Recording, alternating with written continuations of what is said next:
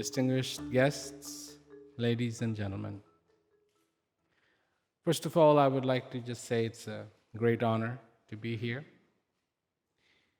And it is great to be in the company of those people who are interested in peace. Because when things happen in this world that are not conducive for us to go on, wars, the refugee problems, the destruction of natural resources, we have to ask one question: why? I know that I read in the newspapers, we have a problem, we have a problem, we have a problem, we have a problem. But of course I have to ask, why do we have this problem? What's wrong here? What's wrong in this picture? Why do we have these people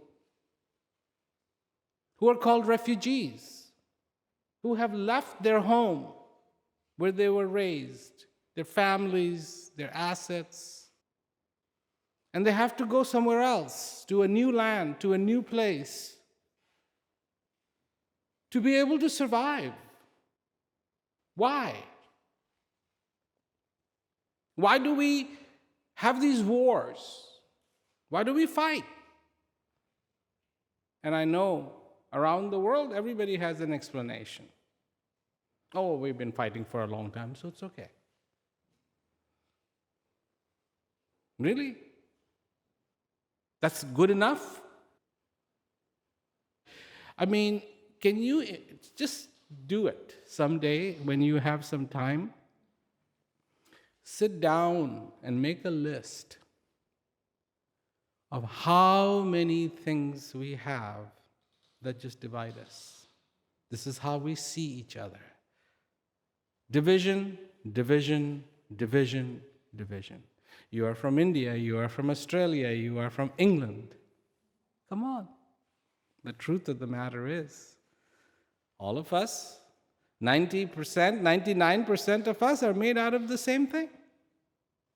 It's oxygen, carbon, calcium, hydrogen, nitrogen, and phosphorus. All of us. Man, woman, child, educated, non-educated, rich, poor, we're all made out of the same thing. These are the elements we're made out of.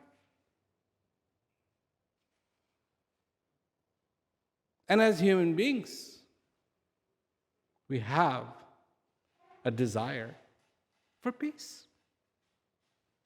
Why? That's very simple too. We're very vulnerable. Peace is something we actually need. Why are we vulnerable? We don't have claws. We don't have claws like lions do. We don't have those big fangs like the lions do. We are not well suited to fight. You know why?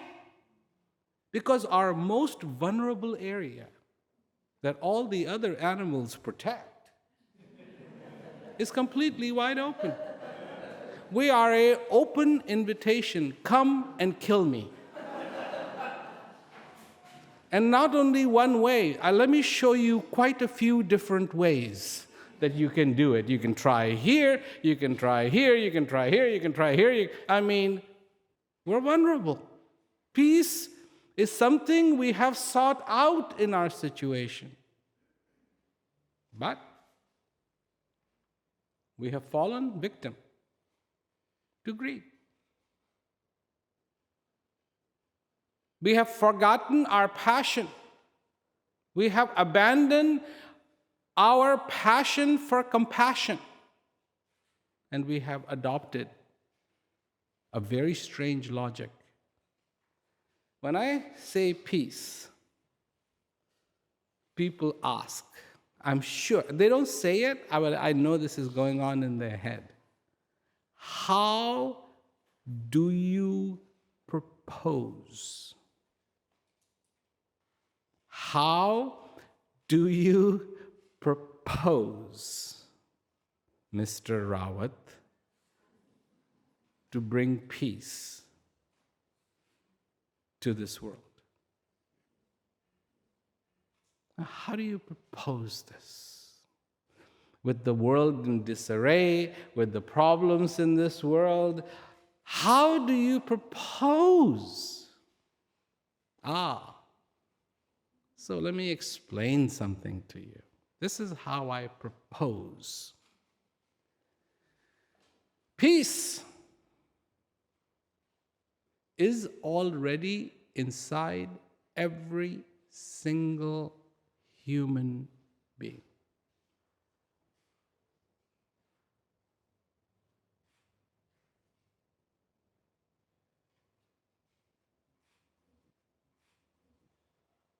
And because it is inside every single human being, nothing actually needs to be done.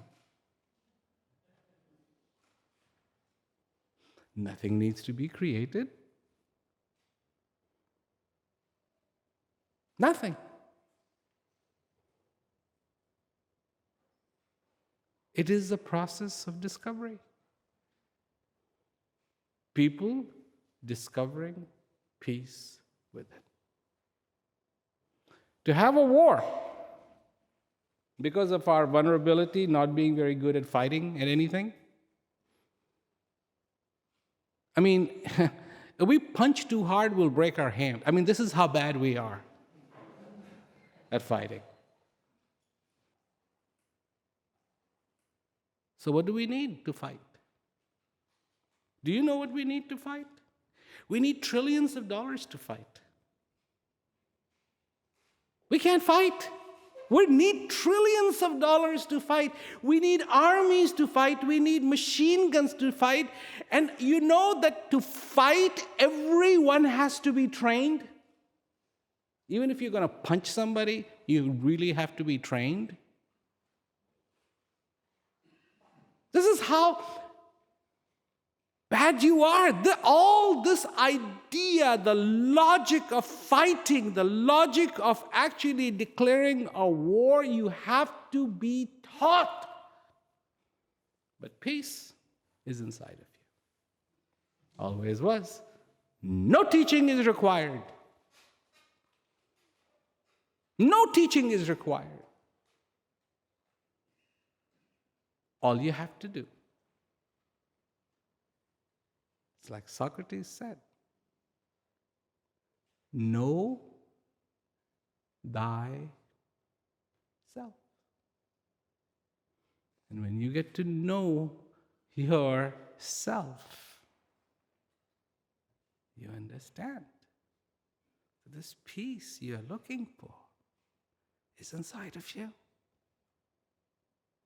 We are not understanding the potential of the human being. We are saying, oh, human beings make mistakes. But human beings, for other human beings, have the biggest heart. They can love. And when they decide to share kindness, it's unparalleled. Unparalleled. In the past 3 interviews now, people have asked me, you have met a lot of dignitaries. Who do you remember? And then I tell them a little story. The one I actually remember wasn't a dignitary. It was this person. And one day I was in India, I was driving in my car, and they had packed a lunch, but they forgot the water. And so we had lunch, and we were very thirsty. So we saw a farmer pulling water from the well in a musk. So we stopped the car, went over to him, and we asked him, could you Please give us some water. I remember this man as clearly as I'm looking at you today. This happened quite a few years ago.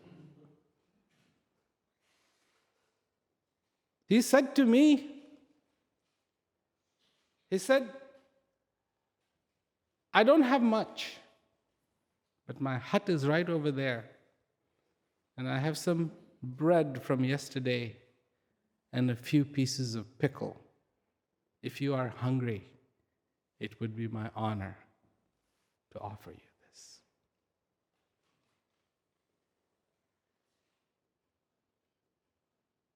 Generosity? Yes. This is all he had. We took the water, we had the water, we thanked him.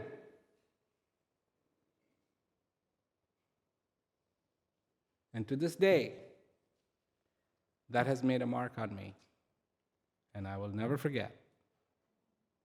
I've traveled the world many, many times. I've met a lot of people, but I don't forget him ever. Why? Because of his kindness.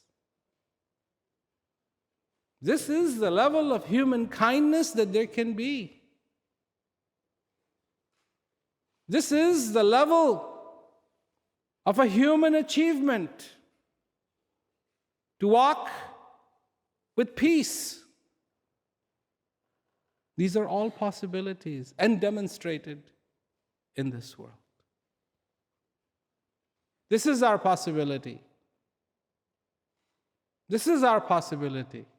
This is our understanding. This is our moment. This is our chance.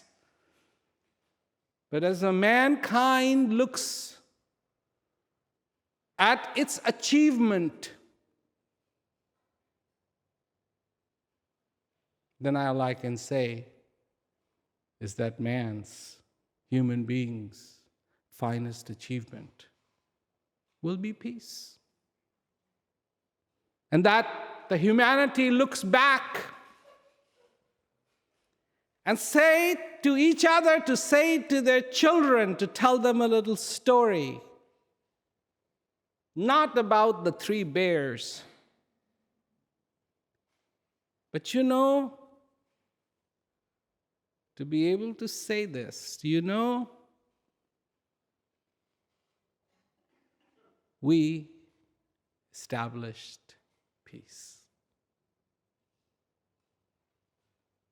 And perhaps the most impossible odds, we established peace. The thirst for peace unquestionably crosses every single barrier there is. I've seen that. It crosses language. It crosses religion. It crosses all that long list of differences that we have. It completely bypasses them. And the thirst for peace is in every human being. Could we understand the dynamics of that effort that that baby makes, that each one of you made, by the way? By the way, that baby once was you. And you got up and you fell. You fell.